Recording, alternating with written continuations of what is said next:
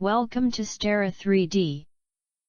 Let me explain how to use STERA 3D. When you click the column on the left screen, the column will appear in 3D view of the right screen. When you click it again, the column will disappear. When you click the beam will appear, and when you click it again, it will change to the wall, and when you click the wall, it will disappear. As you click in the same way, you can create the frame model. Alternatively, when you move the mouse to the upper left, and drag the mouse to the lower right, you can enter the frame at once.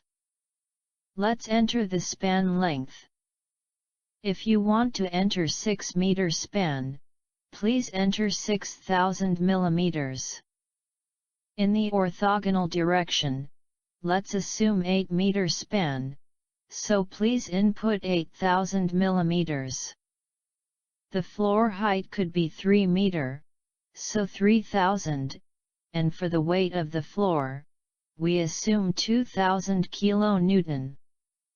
Now we finish the first floor.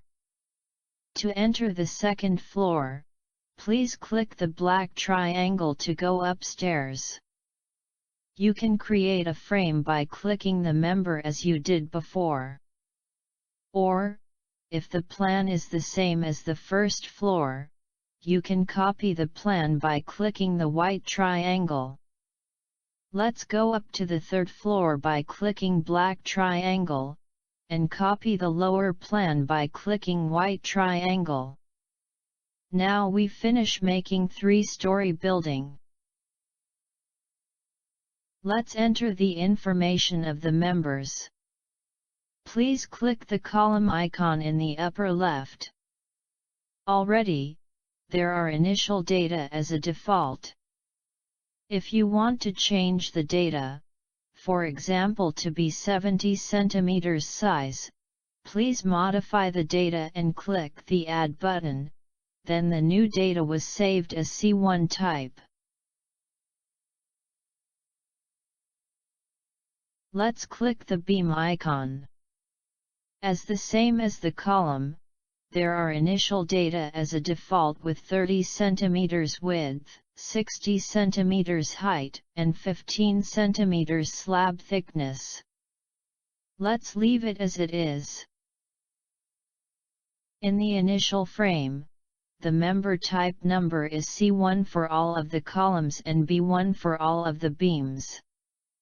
By right click of your mouse, you can change the member type. Now we are ready to analyze the building. Please click the rectangle button. The frame will be displayed in the proportion using input floor height and span length. When you click the red exclamation button, the new screen will appear with the message "Analysis is completed." When you click OK, the response setting window will appear. At the top of the window, there are numbers written as mode. They are the numbers of elastic vibration mode. Please click 1, then, you can see the first natural period and the mode shape. If you click the Start button, you can see the first mode vibration in Y direction. To increase the amplitude, please click the blue arrow. To decrease the amplitude, please click the red arrow. Then, please click 2. You can see the vibration in X direction. The third mode is the vibration with torsion. The fourth mode is the second mode in Y direction. You can adjust the speed of vibration by moving the slider. There are 6 modes in order of natural period.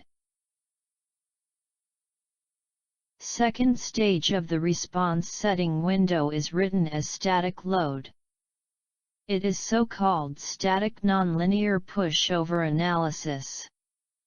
First, Please select the direction of loading, X, or reverse of X, or Y or reverse of Y. Let's select X direction. The next is the lateral force distribution along the height of the building. AI is the distribution of Japanese code, reverse triangle, uniform, UBC code, and the first mode shape. Let's select UBC. The last is the target drift, which is the ratio of top deformation divided by the building height. You can select from 1/50, 1/100 and 1/200. Let's select 1/100. By clicking the Start button, you can see the building deformation in the upper screen and the relationship of shear force and story drift of each story in the lower screen. Let's amplify the deformation 16 times. By clicking Pause button you can stop the analysis. The yellow color appeared at the end of the member means the ductility factor is from 1 to 5, which is the medium damage. When the deformation progresses further, the color will change to be red, which means the ductility factor is more than 5. It corresponds to severe damage.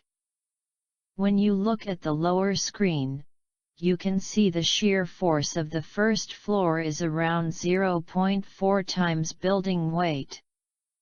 That is, the base shear factor of this building is around 0.4. Let's push the building in Y direction. First, you change the direction to Y, and click the Start button. You can see the deformation of the frame in Y direction and damage progress. Also you can see the base shear factor is 0.3 in Y direction.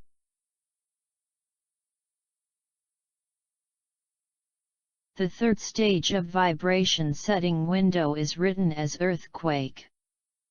It is earthquake response analysis.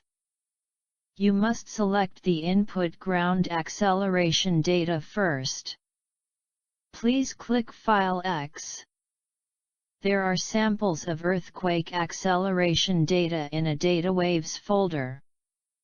So, let's select El Centro EU component for input of X direction. For Y direction, let's select El Centro NS component. For Z direction, which is the vertical direction, let's select El Centro UD component. You can see the ground acceleration waves in the lower screen. The analysis will start by clicking the Start button.